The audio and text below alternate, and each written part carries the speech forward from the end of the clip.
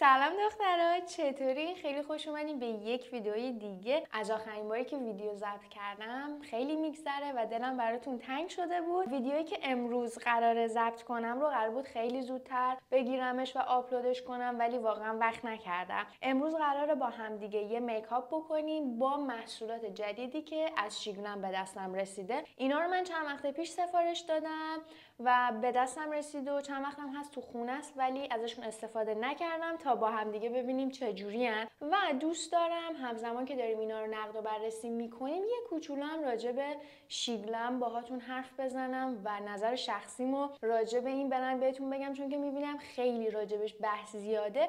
منم دوست دارم تجربه و نظر شخصیمو بهتون بگم و بریم چیزایی که گرفتم و قبلش بهتون نشون بدم.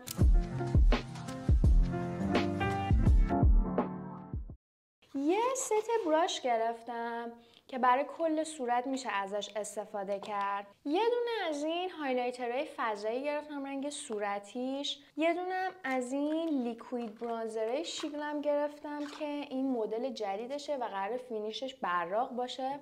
جالبه. دو تا محصول واسه لب گرفتم، دوتاشون هم لیپ پلامپره. حالا نمیدونم کدومشون رو امروز استفاده کنم. یه دونه دیگه هم برانزر کرمی گرفتم و اگه بتونم بازش کنم که ظاهرش این شکلیه. فکر میکنم امروز دوست داشته باشم از این یکی استفاده کنم، چون گفته براق قراره باشه و ورژن جدیدشه. هیجان دارم ببینم چجوریه. من روتین پوستیمم کامل انجام دادم و قراره یه راست بریم سراغ میکاپ و نقد و بررسی محصولات، ولی قبلش دوست دارم این براش ها رو بهتون نشون بدم که 3 تا دونه براش دو سره و قراره که برای کل صورت بشه ازشون استفاده کرد. من میدونم که همه برند شیگلم رو میشناسین، ولی واسه کسایی که نمیشناسن من دوست دارم یه کمی بیشتر راجع به شیگلم بهتون بگم که شیگلم یه برند چینی هستش که از سال 2020 شروع به کار کرده و معمولاً فروشش آنلاین هست و تنها جایی که شما میتونید به صورت حضوری برین خرید کنین کشور امارات هست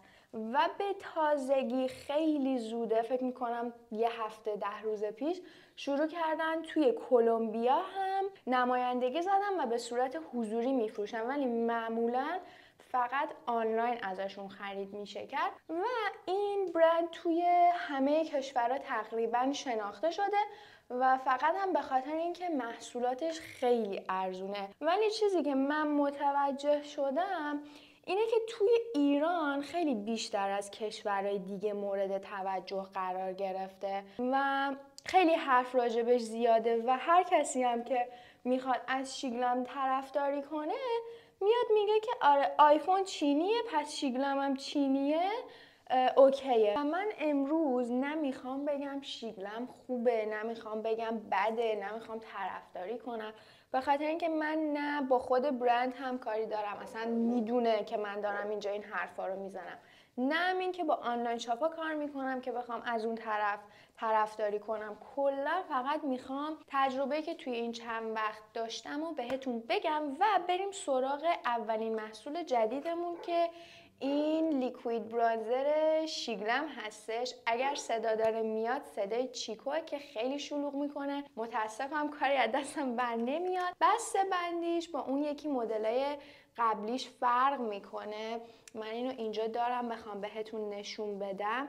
این ورژن قدیمیشه که مات هستش، این یکی ورژنش قرار فینیشش براق‌تر و حالا براق باشه و رنگی که من گرفتم تروکادا هست اگر درست تلفظ کرده باشم، که یک رنگ کاملا برانزی و آفتاب سوخته داره که من اولین بار همچین رنگایی رو قراره امتحان کنم. معمولا سمتشون نمیرم و خیلی زود میخوام بلندش کنم. از همین براش استفاده میکنم به خاطر اینکه تنها براش لیکویدی که بود توی این ست همینه و مثل همون یکیه، خیلی راحت بلند میشه.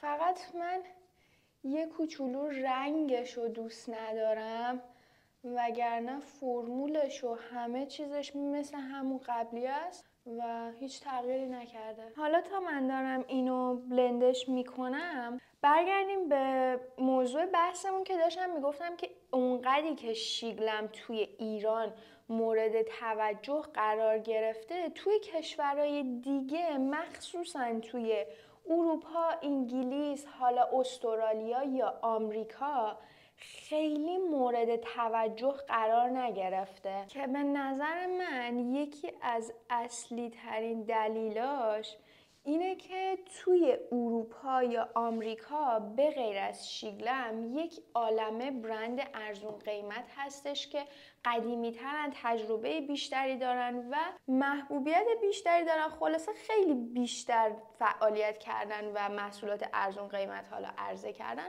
مثلا همین برند رولوشن، برند الف، نیکس، میبلین، اسنس، ریمل یا خیلی برندهای دیگه که قبل از اینکه اصلا شیگلم بخواد وجود داشته باشه اینا داشتن کار میکردن و شیگلم یه جورایی تازه اومده و خیلی اونقدر طرفدار نداره.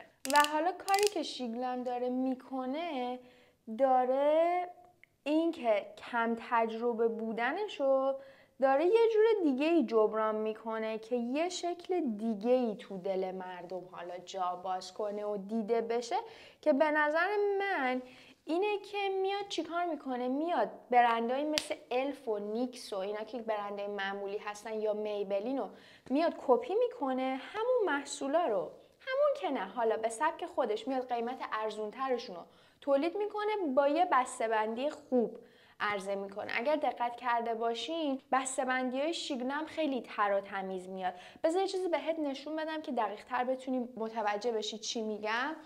اینها پیداش کردم. ببین این برند اسنسه، خب این یکی برند شیگلمه، این خیلی قدیمی تره، برند اروپاییه و این یکی شیگلمه که چینیه. اوکی، وقتی میری اینو از فروشگاه میخری، اینو دقیقا همین شکلی که هست بدون هیچ بسته‌بندی، بدون هیچ چیزی به تو میدن. ولی وقتی از شیگلم خرید میکنی، پکیجینگ خوشگل بهت میده. ببین وقتی که اینو باز میکنی مشخصات محصول رو اینجا برات گذاشته که خیلی این خوبه، یه جوری مثلا محصول تو قشنگ بسته‌بندی میکنه. این به چشم من خریدار میاد، میدونی چی میگم، برام مهمه که اینو این شکلی بخرم به جای این شکلی. پس به نظرم شیگلم با این کاراش داره اینو جبران میکنه که بیشتر توی چشم باشه، میاد قیمتش رو میاره پایین و سعی میکنه یه کیفیت خیلی خوبی بده نسبت به قیمتی که داره. و یه چیزی که وجود داره، همه برندا بگیر نگیر دارن. یعنی هیچ برندی نیستش که تو بخوای بگی چقدر این براشه بده واسه زیر چشم، حالا بذارینم بلند کنم، هیچ برندی وجود نداره که تو بگی خیلی خوبه. همه محصولاتش خوبن، هر کی هرچی میخره همیشه راضیه. چه میخواد شیگلم باشه، چه اسنس باشه، چه ریر بیوتی باشه، چه میلک میکاپ باشه، فرقی نداره. مثلا همین برند ریر بیوتی میاد لیکوید بلاش میده، رژگونه مایع، کلی طرفدار داره، همه باهاش کیف میکنن، همه راضین، میگن خیلی خوبه. از یه طرف میاد رژگونه پودری گلیتری میده، هیچکی ازش راضی نیست، میگن خوب نیست. حالا مهم نیستش که این برند ریر بیوتی، برند سلینا گومز، محصولی که خوب نباشه مردم میگن خوب نیست. برای همین من میگم همه برندها یه سری محصول خوب دارن، یه سری محصول بد دارن. به خاطر همین به نظر من قبل از اینکه بخوای خرید کنی باید تحقیق کنی ببینی کدوم محصول، مثلا همین شیگلم طرفدار بیشتری داره، کدوم بازخورداش بهتر بوده، کدوم بیشتر ازش راضی بودن. مثلا من خودم تا حالا هیچ وقت از این کالکشن های شیگلم چیزی نخریدم، چون کالکشن سیندرلا، ریکن مورتی، نمیدونم چی من اینا رو نمیخرم. اما اینکه تون داره تولید میکنه فقط به خاطر اینکه یه چیزی تولید کرده باشه. و دلیل دیگه که اینا رو نمیخرم اینه که از بسته‌بندی و پکیجینگش اصلا خوشم نمیاد. یعنی من دوست ندارم یه دونه رژگونه، مثلا اینم از شیگلمه ولی بسته‌بندیشو ببین ساده است، اوکی. دوست ندارم همینو وقتی میخوام بخرم عکس انیمیشن روش باشه، واسه همین اصلا سمتشون نمیرم. چیزی که وجود داره اینه که قبل خرید باید تحقیق کرد دیگه، که ببینی کدوم محصولات طرفدار بیشتری داشتن، اونا رو بگیری بهتره. بعد حالا یه سوالی که پیش میاد در کل اینه که لوازم آرایشی ارزون مثلا از شیگلم بخریم باعث میشه مثلا پوستمون خراب بشه. ببین چیزی که وجود داره اینه که لوازم آرایشی ارزون نمیتونه حساسیت زا باشه. تو میتونی به یه ماده که توی لوازم آرایشی استفاده میشه، حالا توی هر برندی، به اون ماده حساسیت داشته باشی. مثلا میگم الان تنها ماده که یادم میاد تالکه که توی پودر فیکس ها اینا هست. تو میتونی به اون حساسیت داشته باشی ولی نمیتونی به لوازم آرایشی ارزون حساسیت داشته باشی. و این چیزی که من دارم میگم لوازم آرایشی ارزون نمیتونی بهش حساسیت داشته باشی، منظورم لوازم آرایشی ارزون قیمت بین المللی هستش، مثل همین حالا فلورمار و گلدن روز و شیگلم و اسنس و این چیزا. واقعا نظر راجع به اون برند محصولاتی که توی ایران تولید میشه نظری ندارم. منظورم برندهای ایرانی است. منظورم مثلا کانسیلر تارت 1 میلیونیه یا هر چیز دیگه که معلومه اورجینال نیست، مثلا کرم پودر نارس 1 میلیونی، اینا فیکه و من نظر ندارم، ممکنه حساسیت هم باشه، ولی واسه این برندهایی که الان بین المللی هستن و میشناسیمشون به نظرم ارزون بودن لوازم آرایشی به تنهایی نمیتونه حساسیت زا باشه. بریم سراغ این هایلایتر فضایی پرطرفدار شیگلم که من میبینم خیلی دوستش دارن و من خیلی اهل هایلایتر نیستم. ظاهرش رو اگر بخوام بهتون نشون بدم این شکلیه، خیلی جالبه بسته بندیش. بریم ببینیم خودش چجوری کار میکنه. من واقعا نمیتونم مستقیم بیارمش روی صورتم و با یه براش برمیدارم. ببینیم چجوریه. بذار آینمو بیارم، من چشمام ضعیفه نمیبینم. آها، اکلیل دوست داری؟ من از اکلیل روی صورتم بیزارم، اصلا دوست ندارم. این براق نیست، این اکلیلیه و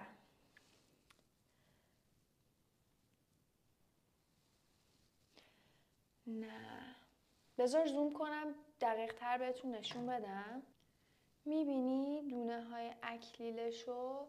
اینا قشنگ دونه اکلیله، انگاری که سایه چشمو زده باشی روی گونه.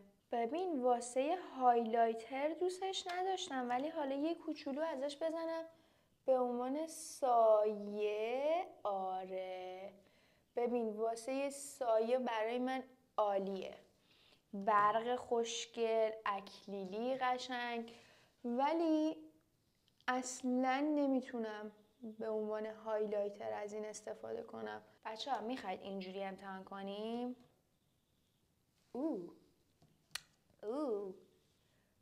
خیلی باحال شد اینجوری که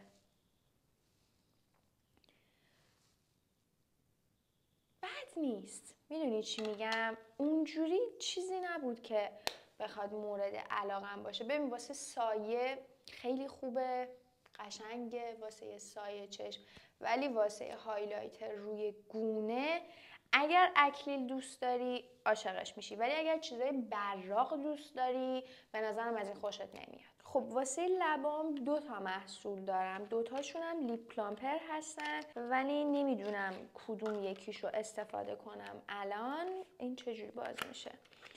بذار ظاهرشون رو نشونت بدم. این شکلیه. این خیلی جدیده، فکر میکنم 1 ماه کمتره اومده. این یکی ها ولی قدیمی تره و توی ایران من خیلی میدیدم استفاده میکردن. رنگی که من گرفتم پینک فلامینگو و چون خیلی دلم میخواست اینو داشته باشم بریم اول اینو تست کنیم. من با این لیپ لاینرهای تراشدار شیگلم لبامو لاین کردم و هر چقدر که اینا من میگم ارزش خرید نداره، نمیارزه، گرونه، این یکی ها هم خیلی طول عمر زیادی داره و هم واسه قیمتش خیلی بصرفه است. واسه همین اینا رو پیشنهاد میکنم به جای اینا بگیریم. بریم سراغ این لیپ پلامپره. ببین جاش اکلیل داره، خیلی هیجان شدم. وقتی که فشارش میدی اینجوری میاد بیرون. احتمالا همتون داشتین. آخرین نفری که دارم امتحان میکنم منم.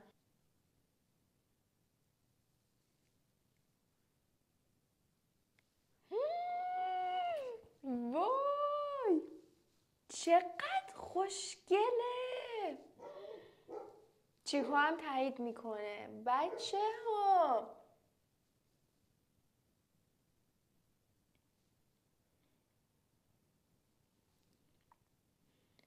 عالیه، عالی.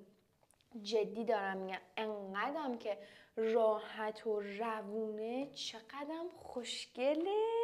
وای خیلی دوستش داشتم. یه سری از محصولات شیگلم واقعا آدمو هیجان زده میکنه نسبت به قیمتی که داره. ببین چقدر خوشگله. یه سری محصولاتش هم نه، مثل این لیپ لاینرها ارزون به نظر میاد ولی اینقدر محصول بهت میده و کیفیت نداره. کلا واسه همه برندها اینجوریه و به نظرم لوازم آرایشی یه چیزیه که واسه همه یه جور کار نمیکنه. ممکنه الان تو از این لیپ پلامپر خوشت نیاد ولی من خوشم میاد، یا ممکنه تو کانسیلر شیگرمو دوست داشته باشی ولی من اصلا ازش خوشم نمیاد. میدونی چی میگم؟ مهم نیستش که لوازم آرایشی که استفاده میکنی برندش چیه، قیمتش چقدر. مهم اینه که به پوستتو بیفته، باهاش راحت باشی، راحت بتونی باهاش میکاپ کنی. و یه حقیقتی که راجع به این برندایی مثل شیگلم وجود داره اینه که اینا فقط واسه استفاده روزانه خوبن. یعنی در حدی که میخوای 2 ساعت 3 ساعت مرتب باشی اینا اون کارو برات انجام میدن.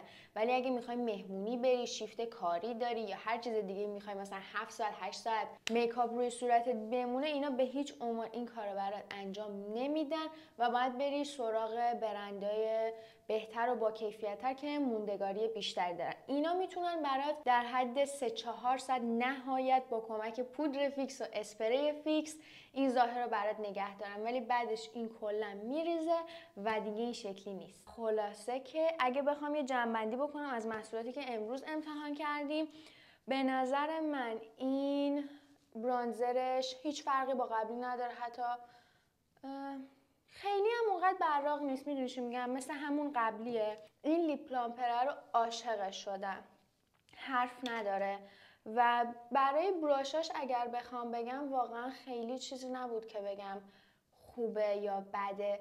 اگر خیلی براش داری و دوست داری یک سری براش دیگه هم داشته باشی خوبه همینجوری داشته باشی، ولی اگه میخوای یه براشی بخری اولین بار مبتدی یا هر چیز دیگه، این براشی نیستش که به درد بخوره. واسه دم دستی، واسه یه موقع که بقیه براشات کثیفه میتونی ازش استفاده کنی، ولی من پیشنهادش نمیکنم. و دیگه چی امتحان کردیم؟ آهان، هایلایتر فضایی شیگلم. ببین اگر چیزای اکلیلی و گلیتری دوست داری خوشت میاد، ولی اگر از هایلایترهای براق خوشت میاد نه اکلیلی، از این خوشت نمیاد و قراره که من به عنوان سایه چشم ازش استفاده کنم. این بهترین روشیه که میتونه برای من کار کنه و امیدوارم که این ویدیو رو دوست داشته باشین و بتونه بهتون کمکی کرده باشه. به زودی توی ویدیو بعدی میبینمتون. خدافظ.